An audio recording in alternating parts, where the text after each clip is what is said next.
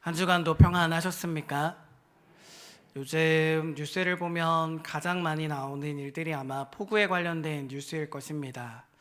우리 예수 믿는 사람들은 우리의 삶만을 생각할 것이 아니라 우리가 잘은 모르지만 폭우로 인해서 힘들고 어려운 사람들을 마음 한켠에 중보하며 살았으면 좋겠다는 마음이 듭니다.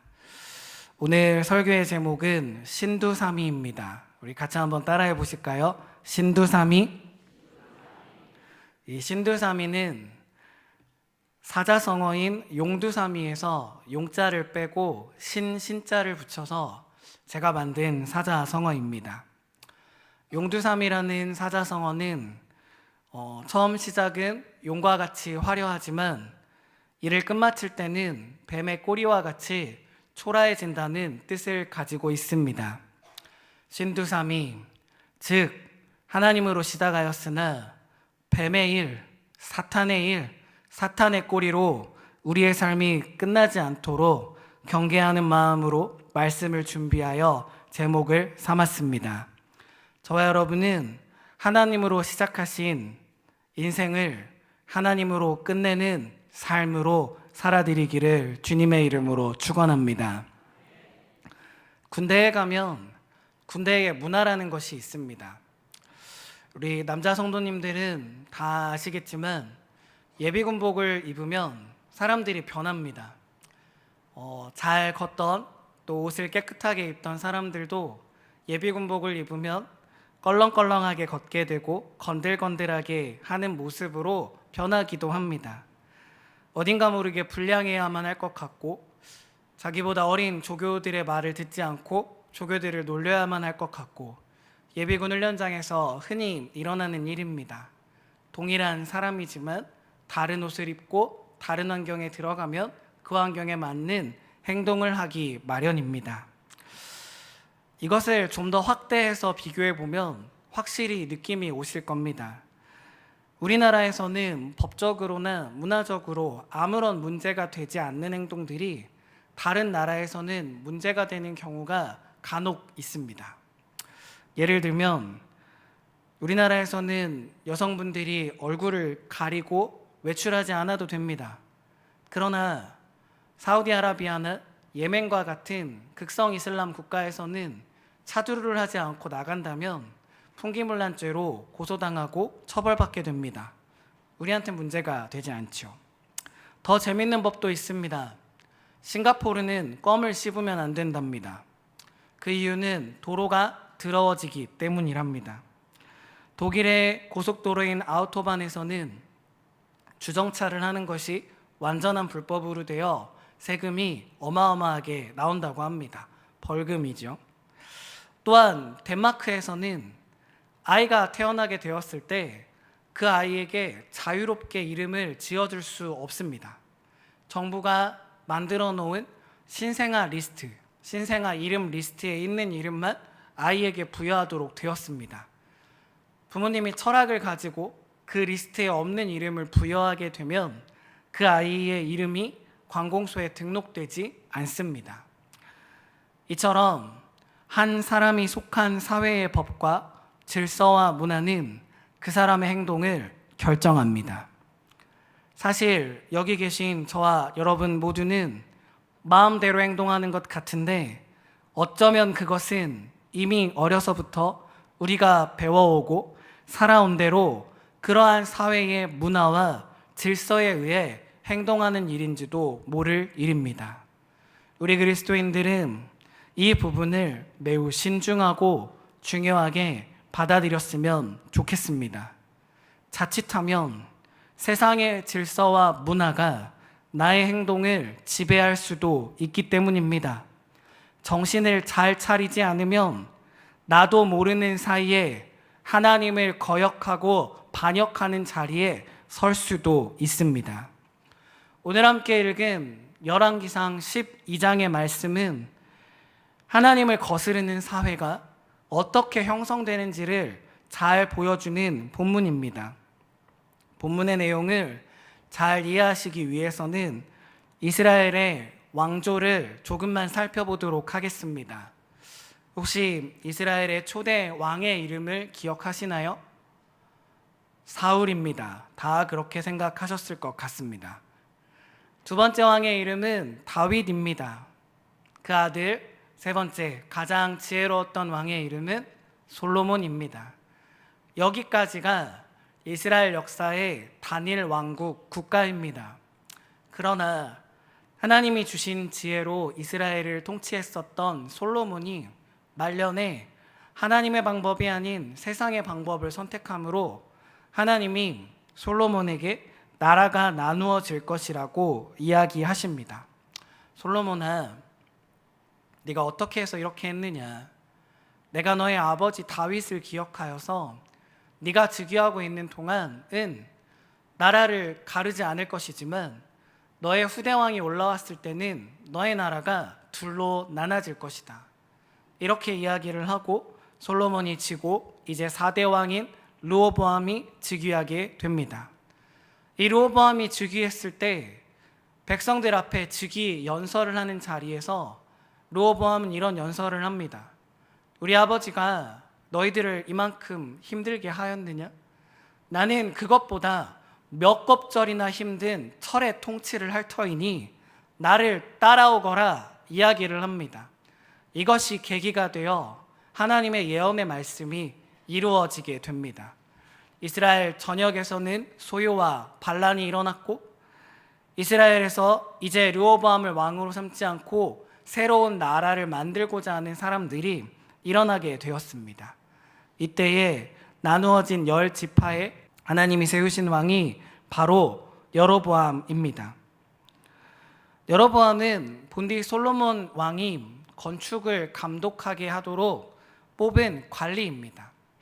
어느 날 이 여로보암이 일을 마치고 예루살렘 성에서 나오게 될 때에 하나님의 선지자 아히야를 만나게 됩니다.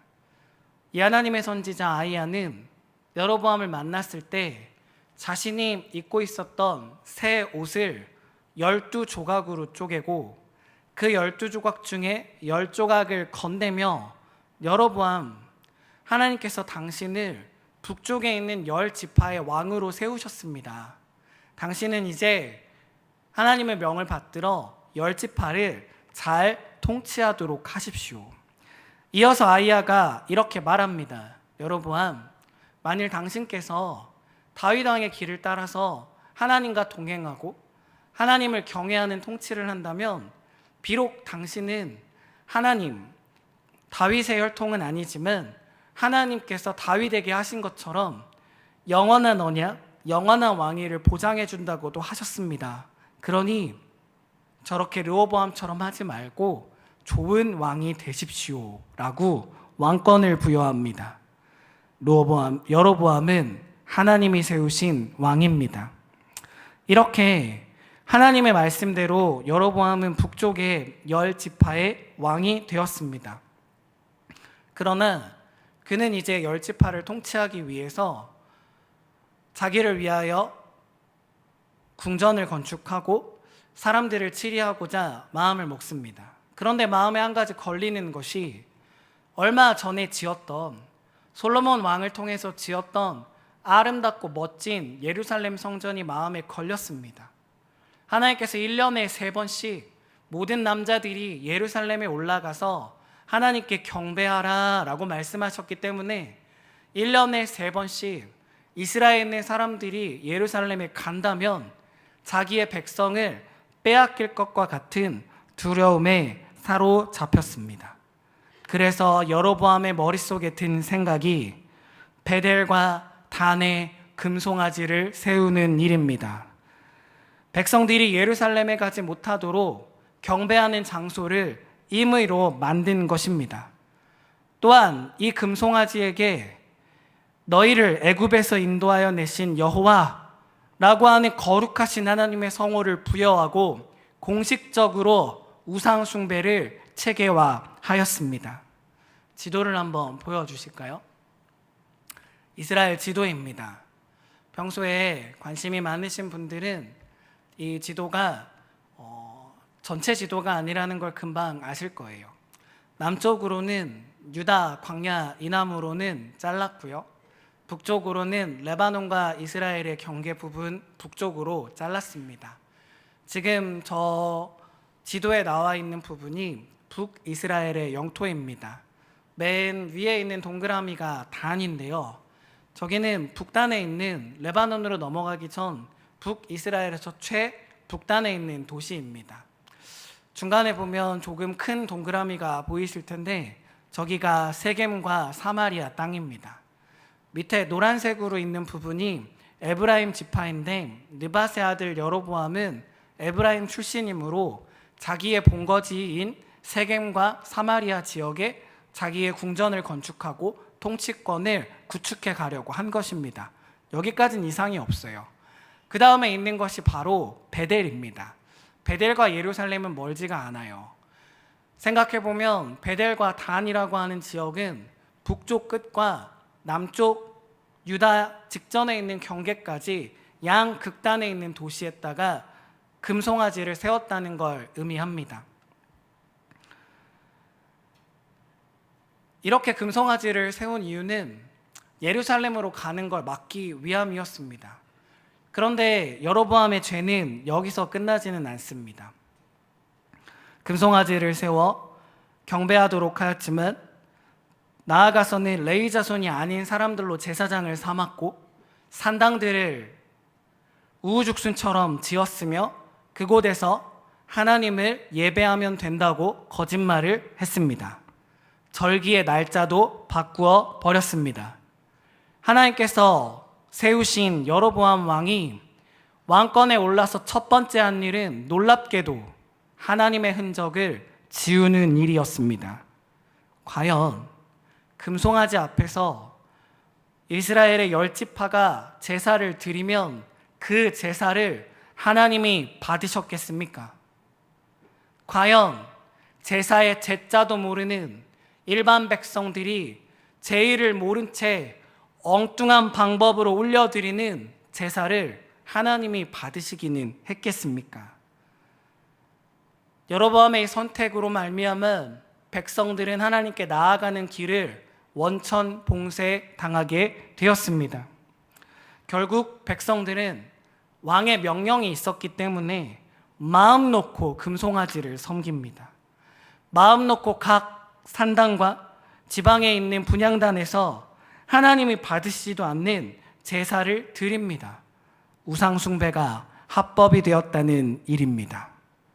더 무서운 일은 예루살렘을 기억하고 성전을 기억하고 하나님을 기억하고 예루살렘으로 가려는 사람들을 탐탁치 않은 눈초리로 바라봅니다.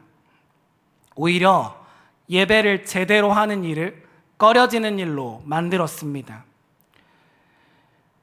백성들은 여로보암으로 말미암아 하나님을 섬기는 법도 잃어버리게 되었습니다.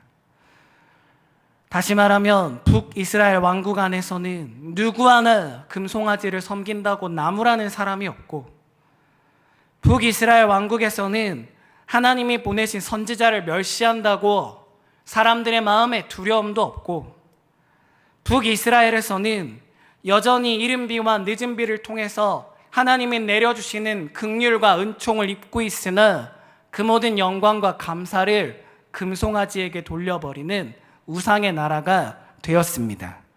이것이 법적으로 권장되는 사항이었습니다.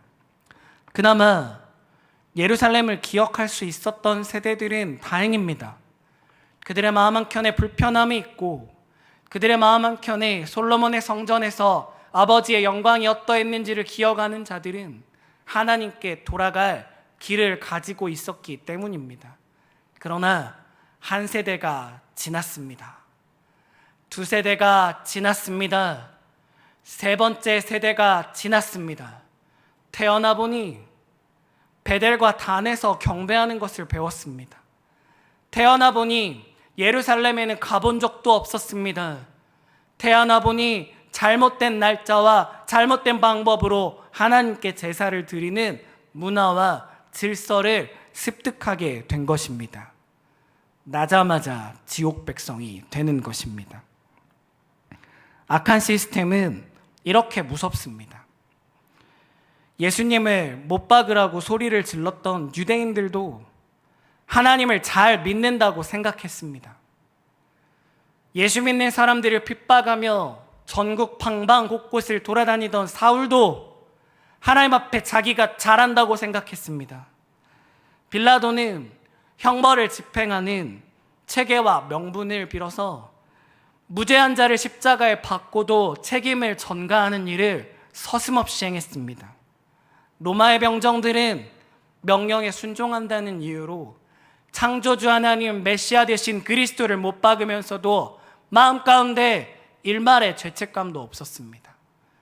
악한 시스템은 무섭습니다. 우리 가운데 이것이 자리 잡기 전에 믿음과 신앙과 말씀으로 무장하지 않는다면 부지불식간에 우리는 하나님을 등지게 되는 것입니다. 악한 시스템이 우리 속에 일단 구축되어지면 이 시스템이 선을 행할 자유를 막습니다. 기도하고 싶은 충동이 생기지만 다른 사람의 시선이 먼저 눈에 들어옵니다. 옆 사람에게 복음을 전하고 싶은 성령의 감동이 오지만 그 사람이 나를 어떻게 생각할까? 벌써 하나님의 시선보다 사람의 시선을 우선하게 됩니다. 예수를 믿을 자유가, 하나님을 자유롭게 높여드릴 자유가 이러한 죄의 시스템으로 내재화된다면 억압되어지게 되는 것입니다. 로마서 6장 12절에 사도 바울 선생님이 이렇게 써두었습니다. 그러므로 너희는 죄가 너희의 죽을 몸을 지배하지 못하게 하여 몸의 사욕에 순종하지 말고. 여기서 말하는 죄는 인간의 악한 본성만을 말하는 것이 아닙니다. 자라나면서 배우고 습득한 모든 하나님을 대적하는 감정과 지식과 마음과 생각과 사상과 행동과 태도들이 이 죄 가운데 포함되어 있습니다. 사단은 이것을 쥐고 금송아지에 절하라고, 사단은 이걸 쥐고 문화와 질서라는 이름으로 하나님을 떠나라고 우리를 압박하기 때문에 먼저 된 사도 바울은 말씀을 통해 우리 가운데 경각심을 일깨우는 겁니다. 죄가 우리를 지배하게 해서는 안 됩니다. 우리에게는 금송아지에게 절하지 않을 자유가 있습니다. 절하란다고 절하면 안 됩니다. 우리는 저항할 자유가 있으며, 그리고 우리가 그것을 능동적으로 행동해 나아갈 때 두 팔 벌려 응원하고 계신 그리스도 예수께서 뒤에서 힘을 내고 계시는 것입니다. 죄를 짓는 시스템이 얼마나 무서운지는 근대 100년도 안 된 역사 가운데서 찾아볼 수 있습니다. 사진을 하나 띄워주실까요? 혹시 이분을 전에 보신 적 있나요?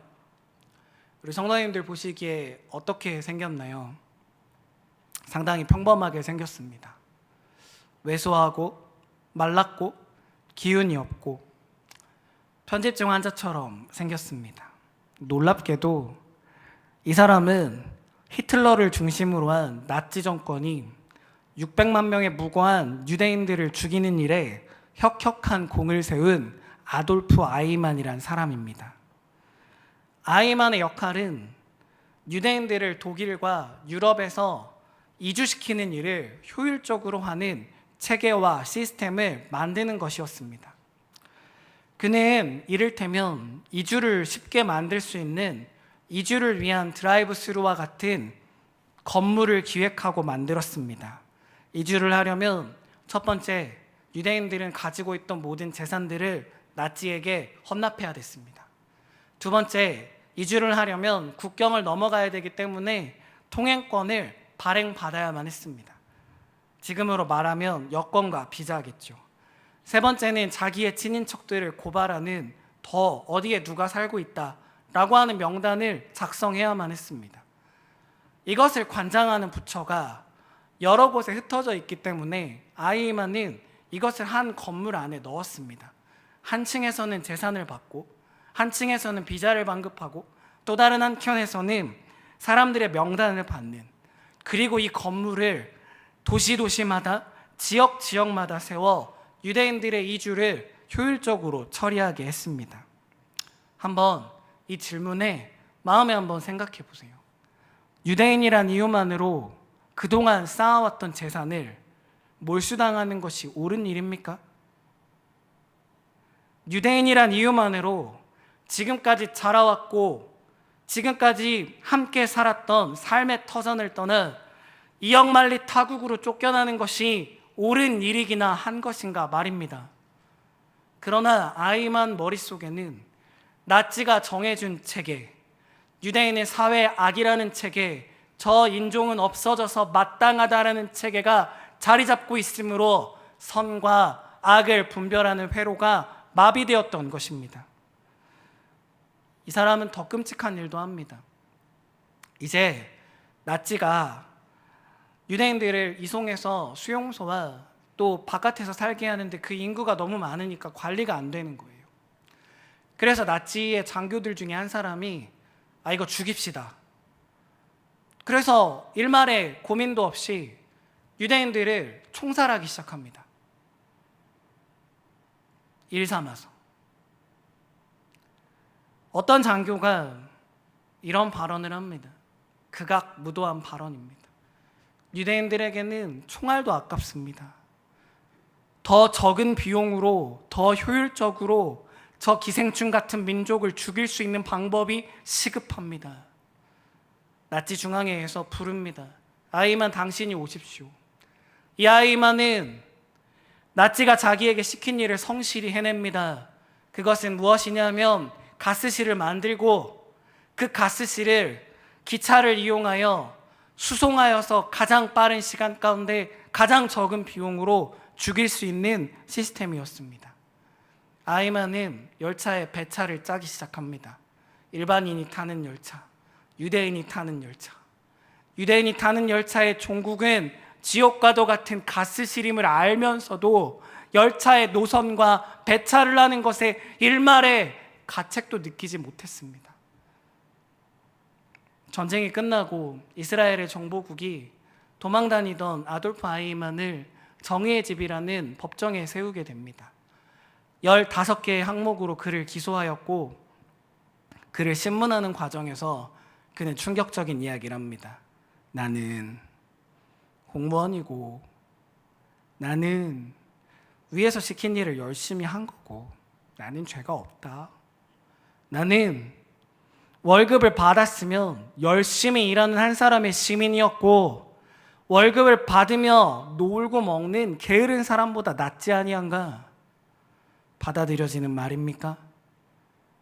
나치의 시스템에 젖어 있는 사람의 마음속에는 이런 말도 안 되는 허무맹랑한 엉뚱한 진리만이 자리 잡게 되는 것입니다.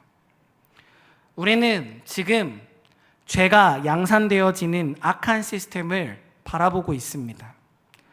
학교에서는 진화론을 필두로 한 무신론을 가르칩니다. 진화론 자체가 무신론입니다. 창조주 하나님이 없어요.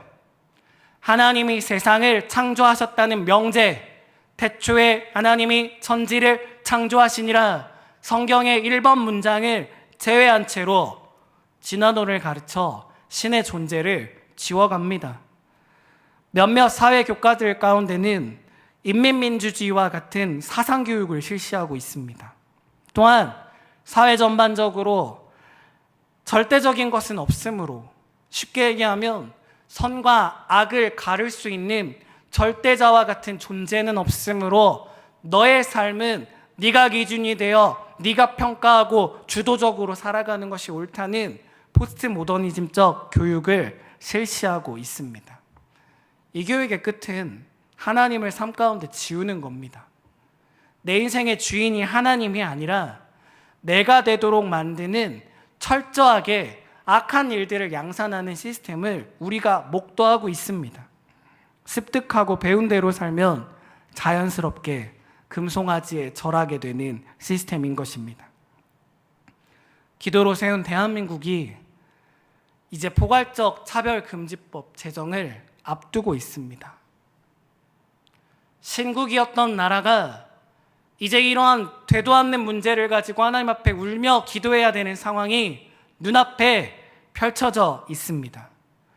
하나님께서 가증히 여기는 일들과 하나님께서 아니라고 하는 일들을 용납하고 용인하고 묵인하고 받아들이라고 문화적으로, 인권적으로, 사회적으로, 법적으로 압박하여 들어오고 있습니다. 신앙의 자유를 교묘하게 빼앗으려는 법을 통과하려고 하고 있습니다. 이러한 악한 생각과 제도들이 정착되어 체계를 잡게 되면 이사야서의 말씀과 같이 되는 것입니다. 우리 말씀을 띄워주실까요? 한번 같이 읽어보겠습니다. 악을 선하다 하며 선을 악하다 하며 흑암으로 광명을 삼으며 광명으로 흑암을 삼으며 쓴 것을 단 것을 삼으며 단 것으로 쓴 것을 삼는 자들은 화 있을진저. 우리 솔직히 말하면 벌써 이런 시대에 살고 있지 않습니까? 마음 한켠에 불편한 게 있는데 이걸 말하면 받아들이는 사회는 악을 악하다고 하는 게 아니라 우리가 생각하는 악을 선하다고 생각함으로 우리를 이상한 사람으로 보는 시대에 우리가 살아가고 있지 않습니까? 나라와 민족을 사랑하십시오. 이사야서 5장 20절 말씀의 말미에는 그렇게 말하는 사람들에게 화가 있다고 했습니다. 그렇게 말하는 사람들의 나라에 화가 있을 것입니다. 그렇게 말하는 사람들의 집단에 화가 있을 것입니다. 우리가 미움을 받으면 어떻습니까? 아직 예수님을 모르는 사람들이 하나님께 돌아갈 수 있는 채널이 닫히면 안 되는 것입니다. 우리에게는 선택권이 있습니다. 금송아지에게 저항할 자유가 있습니다. 하나님께서는 북이스라엘 왕국이 하나님을 똑바로 섬기지 않지만 엘리야와 미가야와 같은 선지자들을 끊임없이 보내주셨습니다. 비록 나라의 법과 질서와 체계가 악하다 할지라도 하나님께 돌아올 수 있는 길들을 끊임없이 열었습니다.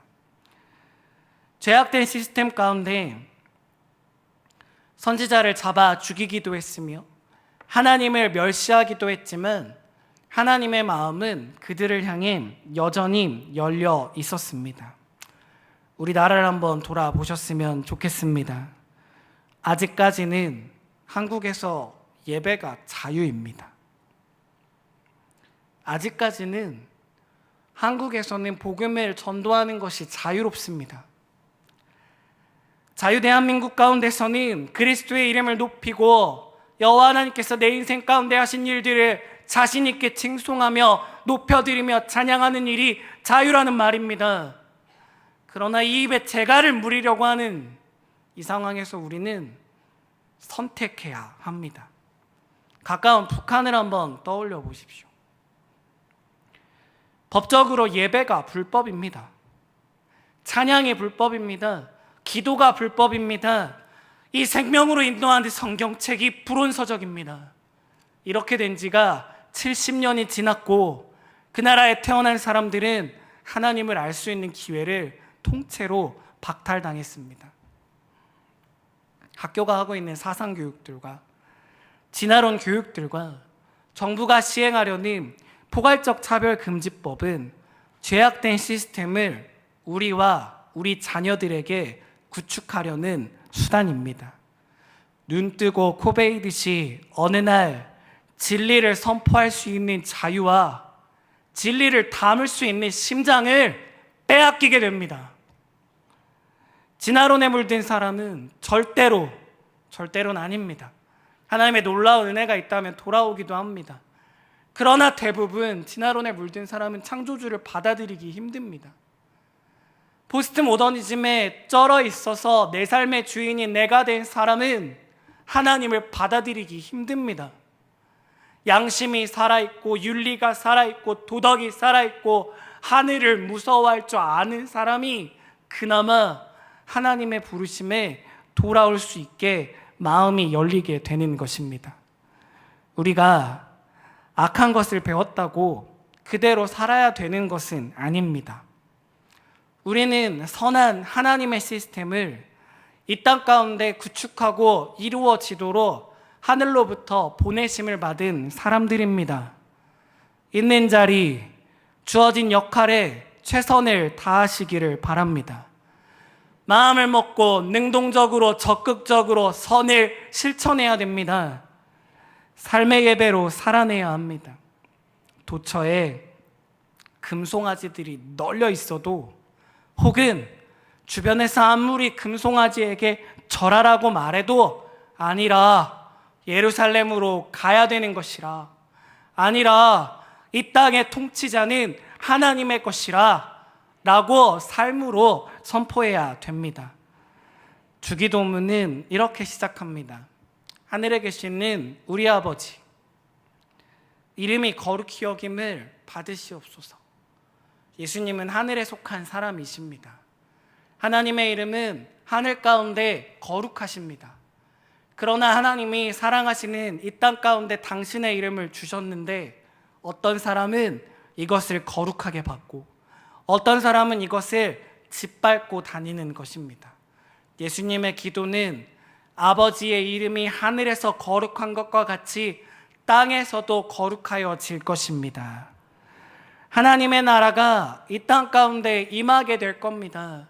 하나님 당신께서 하늘을 통치하시는 것과 같이 보내어 주신 우리 개별적인 성도들을 통하여 이 땅 가운데 하나님의 나라를 구축하실 것입니다.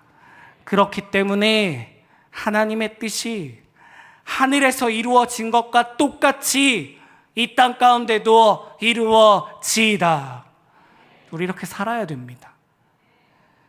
여로보암이 만들어준 금송아지에게 경배하는 악한 시스템, 이런 사악한 시스템은 예수님 시대까지도 내려옵니다. 여로보암 왕에서부터 예수님이 활동하시던 시기까지는 대략 1000년의 시간이 흘렀습니다. 1000년이 지나도 이 시스템이 변하지 않는다는 겁니다. 나라가 갈갈이 찢겨졌고 바벨론으로 포로를 70년을 갔다 왔어도 문화와 전통으로 습득한 죄악된 이 시스템을 구축하고자 하는 사람들이 사마리아에 모여 다른 산에서 경배하며 마음 가운데 예루살렘에 가면 안 되겠다라고 사는 것입니다. 이것이 인생입니다. 한번 제정된 법이 바뀌지가 않습니다. 한번 막혀있는 길이 열리기는 좀처럼 쉬운 일이 아닙니다. 사마리아의 수가성에 사는 한 여인과 예수님과의 대화가 요한복음 4장에 기록되어 있습니다. 우리의 조상들은 이 산에서 예배하였는데, 이 조상이 북이스라엘 사람들입니다. 당신들의 말, 유대인들의 말은 예배할 곳이 예루살렘에 있다고 합니다. 선생님, 무엇이 맞습니까? 라고 예수님께 질문을 해요.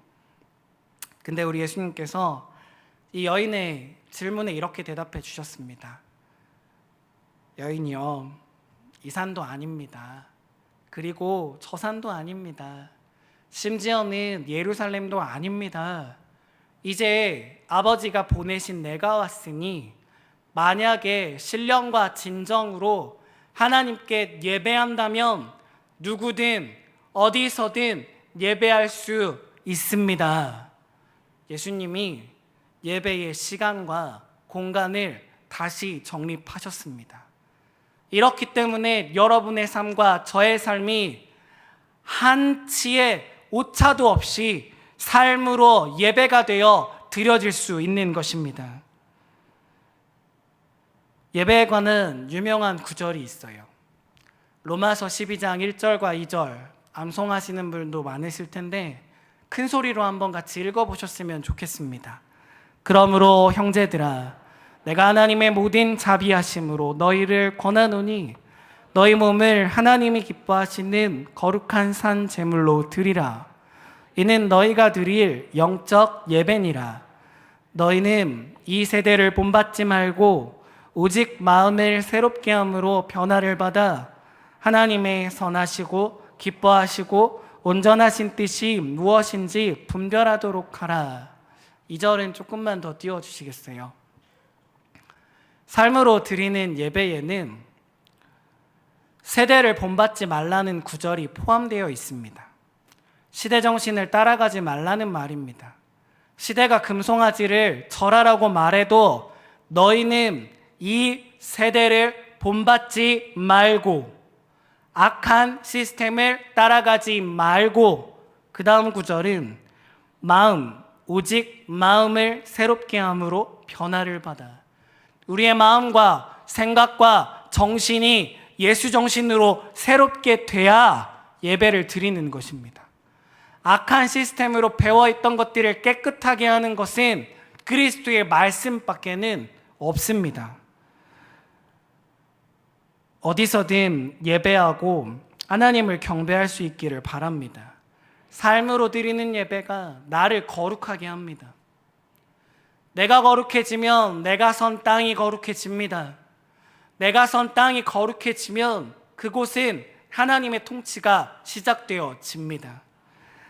삶으로 드리는 예배가 가정을 거룩하게 합니다. 삶으로 드리는 예배가 직장을 거룩하게 합니다. 나아가서 저와 여러분이 필사적으로 드리는 삶의 예배가 악한 시스템의 맥을 끊습니다. 저 사람이 있으므로 거짓은 통과될 수 없는 것입니다. 우리 믿는 자들이 있으므로 허투루 말하는 거짓말들이 통용되지 않는 것입니다. 우리 믿는 자들이 있으므로 세상의 시스템이 힘을 쓸 수 없게 되는 것입니다. 예수님께서는 이것을 가능하게 하셨습니다. 혼자 보내시지 아니하시고 이 악한 세상 가운데에 세상이 끝나는 날까지, 우리가 바라보고 있는 이 모든 천지 만물이 폐하여지는 그날까지, 그 마지막의 마지막까지 함께 있겠다. 임마누엘 하겠다. 내가 너를 들어쓰겠다. 세상에 나아가거라. 함께 하심으로 예배함으로 나를 경외하라. 세상 가운데 하나님을 알려주어라. 우리를 보내고 계십니다. 악한 시스템에 속지 마시고 하나님으로 시작하셨으니 하나님으로 끝나는 저와 여러분이 되시기를 주님의 이름으로 기도합니다. 함께 기도하시겠습니다.